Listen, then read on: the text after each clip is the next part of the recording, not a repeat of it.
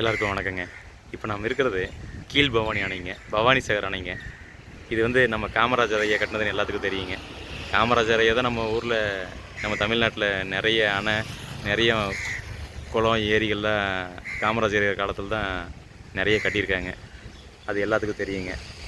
என்னென்னா, இது வந்து தமிழ்நாட்டில் ஒரு மிகப்பெரிய மண்ணணைங்க, பவானி சாகர் கீழ் பவானி அணைங்க. மிகப்பெரிய மண்ணணை. இதுக்காக 20க்கும் மேற்பட்ட ஊர்கள்லாம் இடத்த மாற்ற வச்சுட்டு அதுக்கப்புறம் கட்டியிருக்காங்க. 1948லேருந்து 1955 வரைக்கும் பலாயிரம் பேர் கடினமாக உழைச்சி ஒரு விவசாயத்துக்காகவோ குடிநீர் தேவைக்காகவோ இதை கட்டியிருக்காங்க. இது வந்து ஒரு மிகப்பெரிய பிரம்மாண்டமான விஷயங்க. ஒரு டேமுங்கிறது சாதாரண விஷயம் இல்லை. அதுவும் ஒரு பெரிய மண்ணெண்ணை, அதுவும் இதோட பிரம்மாண்டத்தை நமக்கு பார்த்தாலே தெரியும்.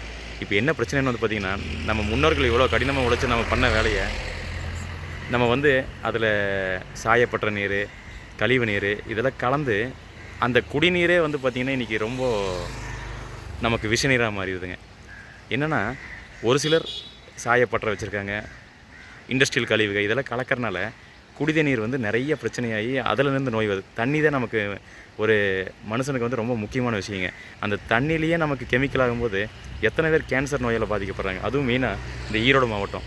நம்ம இது வந்து பார்த்திங்கன்னா மேற்கு தொடர்ச்சி மலையிலேருந்து உற்பத்தியாகி இந்த டேம் இங்கேருந்து மறுபடியும் ஈரோடு மாவட்டம் இந்த பகுதியெல்லாம் பாஞ்சிட்ருக்குதுங்க. இது வந்து பல லட்சம் மக்கள், ஏன் கோடி மக்களும் கூட இந்த தண்ணீரை பயன்படுத்தலாம். ஆனால் அந்த தண்ணீரை அங்கேருந்து வரும்போது, மலைப்பகுதியிலேருந்து வரும்போது சுத்தமாக வருது. ஆனால் அதுக்கப்புறம் இங்கேருந்து, அதாவது நம்ம மேட்டுப்பாளையம் தாண்டும் போது என்னென்னா, நகரம் வரும்போது, சிறுமுகை இந்த மாதிரி பகுதியெல்லாம் வரும்போது என்னென்னா கழிவாக மாறிடுதுங்க. ஏன்னா இது வந்து இண்டஸ்ட்ரியல் தண்ணிங்க, சாயப்பட்ட தண்ணிங்க. சிலரோட விஷயத்துக்காக தயவு செய்துங்க நீங்கள் பணம் சம்பாதிங்க, ஆனால் அதை வந்து சரியான முறையில் பண்ணுங்கள். ஏன்னா இந்த பாதிப்பு உங்களுக்கும் உங்கள் குழந்தைக்கும் வந்து சேர்ந்துருங்க. ஏன்னு கேட்டிங்கன்னா, பலாயிரம் பேர், பல லட்சம் பேர் வந்து பார்த்திங்கன்னா இந்த தண்ணியை பயன்படுத்துகிறாங்க. அந்த தண்ணியில் நீங்கள் சாயப்பட்ட தண்ணியை இந்த மாதிரி கழிவு தண்ணியில் கலக்கிறது ரொம்ப மோசமான விஷயங்க. இருக்கிறதுலே வருத்தமான விஷயம் கொடுங்க. ஏன்னா பல கோடி மக்கள் இதை வந்து பயன்படுத்துகிறாங்க. இதை பயன்படுத்தும் போது சாயப்பட்ட தண்ணி, இண்டஸ்ட்ரியல் கெமிக்கல் தண்ணியில் கலக்கும்போது எவ்வளோ பாதிப்புங்க நமக்கு, இல்லைங்களா? எவ்வளோ கஷ்டப்பட்டு டேம் கட்டி குடிநீர் தேவைக்காக இவ்வளோ பெரிய காரியங்கள் நம்ம முன்னோர்கள் பண்ணி வச்சதை நாம் கெடுக்கக்கூடாதுங்க. ஒரு விஷயத்தை உருவாக்குறது கஷ்டங்க, ஆனால் கெடுக்கிறது ரொம்ப ஈஸிங்க. ஒரு 10 பேர் 20 பேர் ஆதாயத்துக்காக பல லட்சம் மக்களோட நீராதாரம் பாதிக்கப்படுதுங்கும் போது இது எல்லா பகுதியிலும் இது நடக்குதுங்க. இது வந்து நம்ம அவங்கள வந்து குறை சொல்ல முடியாது. தெரிஞ்சோ தெரியாமையோ அதை பண்ணிகிட்ருக்காங்க. அதை கொஞ்சம் யோசிக்கணுங்க. யோசித்து நம்ம வந்து இந்த மாதிரி வேலைகள்லாம் வேறு மாதிரி பண்ணணுங்க. அதுக்கான சுத்திகரிப்பு நிலையம் வைக்கணும். கவர்மெண்ட்டே இதெல்லாம் கொஞ்சம் ஸ்டெப் எடுக்கணும். இந்த விஷயத்தை நான் ஒரு 2-3 ரொம்ப நாளாக பதிவு பண்ணிட்டு இருந்தேன். ஏன்னா ஒரு நியூஸ் பேப்பரில் வந்து கோவை மாவட்ட நியூஸில் போட்டிருந்தாங்க. கிட்டத்தட்ட வந்து பார்த்திங்கன்னா ஒரு 10 நாள் இருக்கும். அந்த நியூஸை போட்டிருந்தாங்க. அதுலேருந்தே மனசு வந்து, நம்ம உணவு சார்ந்த தொழில் பண்ணுறோம், நம்ம ஆரோக்கியம் எங்கெங்கே கெடுது. தண்ணியிலேயே கெடும்போது என்ன பண்ண முடியும் மனிதன்? ஒரு மனுஷன் குடிக்கிறது தண்ணிங்க. எங்கள் சிறுமுகை பகுதி, எங்கள் ஊர் பகுதியிலலாம் வர்ற தண்ணி வாயில் வைக்க முடியலைங்க. அது எல்லாத்துக்கும் கொடுக்கணுங்க. எல்லா அரசு அதிகாரியும், எல்லா மந்திரிகளும், மினிஸ்டர்களும் அந்த தண்ணி குடித்தாதான் அவங்களுக்கு அந்த கஷ்டம் தெரியும். ஏன்னா இருக்கிறவங்க ஆரோ ஓட்டுறங்கிறாங்க, போர் போட்டுக்கிறாங்க. இல்லாதவங்க என்ன பண்ணுவோம்?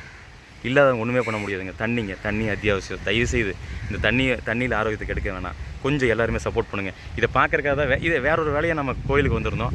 வரும்போது தோணுச்சு, அது ஒரு சின்ன பதிவு போடலான்ட்டு. அதுக்கப்புறம் இங்கே பார்த்ததுக்கப்புறம் அடுத்த விஷயம் நான் பார்த்த விஷயத்த போடுறேங்க, நீங்களே பாருங்கள். அதே மாதிரி அந்த விஷயத்தில் உங்களால் முடிஞ்ச சப்போர்ட் பண்ணுங்கள்.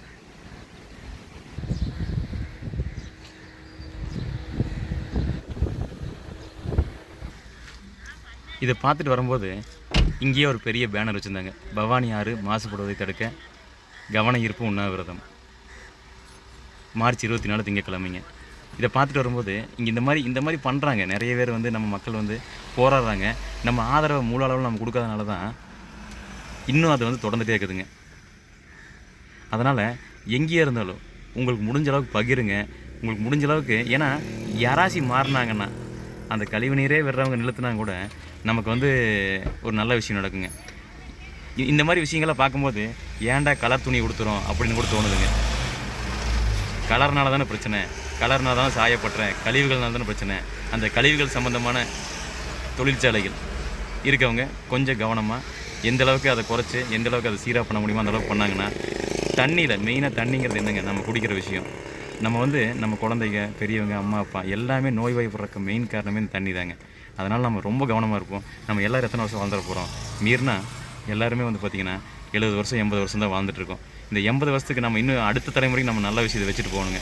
ஏன்னா அந்த கழிவுங்கிறது பூமியில் போயிடுச்சுன்னா நிலத்தடியில் இறங்கி இறங்கி இறங்கி இறங்கி அது எப்போ தீருதுன்னே தெரியாதுங்க. மண்ணுக்குள்ளே அந்த கழிவு போயிடுச்சுன்னா அந்த கழிவு எத்தனை நாளாலும் வெளியேற்ற முடியாதுங்க. ஏன்னா அந்த நிலத்தடியில் அது இறங்கிட்டே இருக்குங்க. அதனால் ரொம்ப கவனமாக இருப்போம். தண்ணிங்கிறது நம்ம எல்லாத்தோட ஆரோக்கியங்க. இது வந்து ஒரு போட்டியோ பொறாமையோ யாரோட முன்னேற்றமோ கமிஷனோ எதை சார்ந்து இருக்கக்கூடாதுங்க. தண்ணிங்கிறது எல்லாத்துக்கும் ஒரு பொதுவான விஷயம், இயற்கையான விஷயம். அதில் வந்து கண்டிப்பாக எந்த ஒரு மாசும் இல்லாமல் இருக்கணுங்க. அதுக்காக நம்ம முடிஞ்ச அளவுக்கு எல்லாருமே சப்போர்ட் பண்ணி அதை வந்து கட்டுப்படுத்துவோங்க. இப்போ நீங்கள் பார்க்குறது அந்த போராட்டம் சம்மந்தமான பதிவு தாங்க. மக்கள் இப்போ தான் கொஞ்சம் கூடிகிட்ருக்காங்க.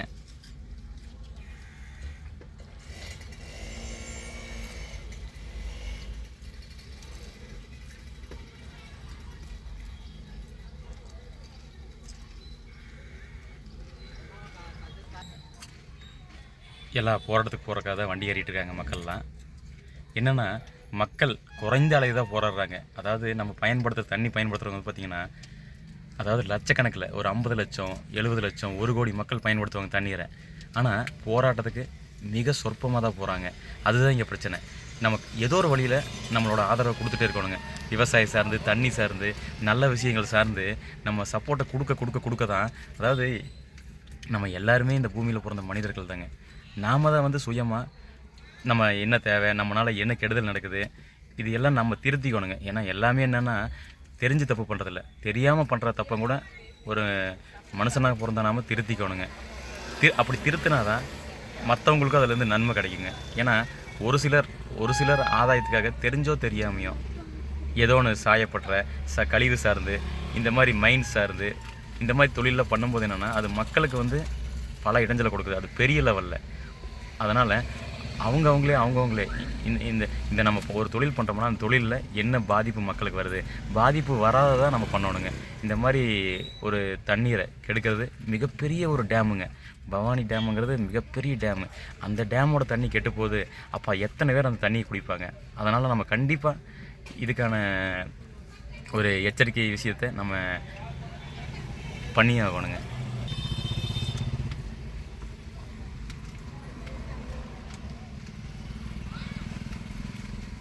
தண்ணீருங்க சாதாரண விஷயம் இல்லைங்க. நம்ம எல்லாருக்கும் ரொம்ப அத்தியாவசியமான ஒரு விஷயங்க.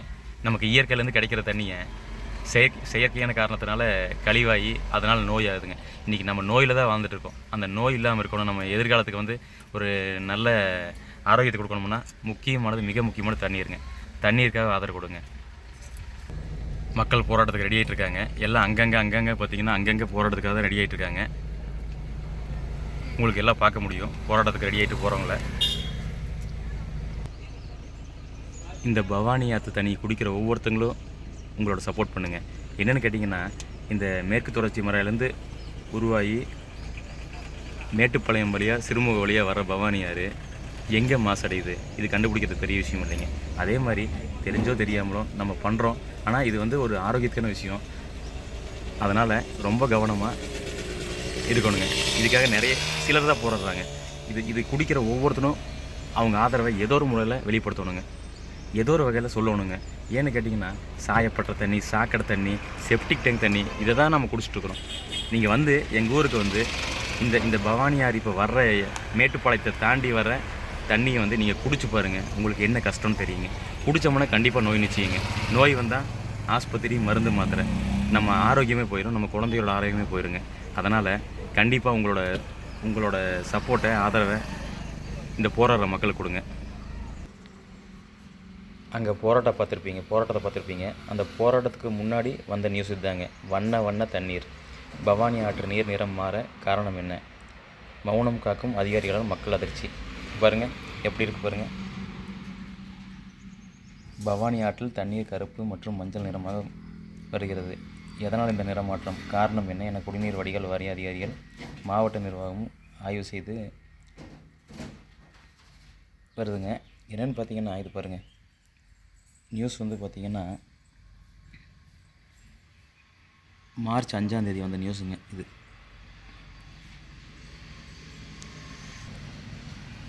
மார்ச் 5 வந்த நியூஸுங்க.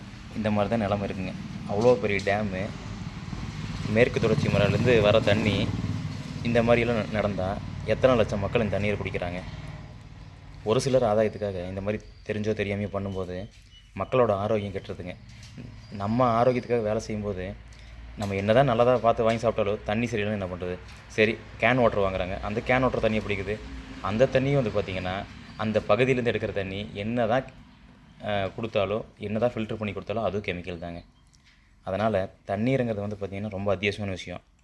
அதில் வந்து கண்டிப்பாக கழிவு நீரோ, ரசாயன நீரோ, சாயப்பட்ட நீரோ இல்லாமல் இருக்கணுங்க. இதுக்குண்டான விஷயத்தை மக்களுக்காக கண்டிப்பாக அரசு பண்ணியே ஆகணுங்க. ஏன்னா இதெல்லாம் ஆரோக்கியம் சார்ந்த விஷயங்க. நம்ம அழியறக்காக வாழ்கிறோம், ஆரோக்கியத்துக்காக தான் வாழ்கிறோங்க. அழியறக்காகனா தான் அழிவு தான் இது ஆரம்பங்க. அழிவோட ஆரம்பம் தான் இந்த மாதிரி விஷயங்க. இதை வந்து எதுக்காகவும் அரசு வந்து சப்போர்ட் பண்ணக்கூடாதுங்க.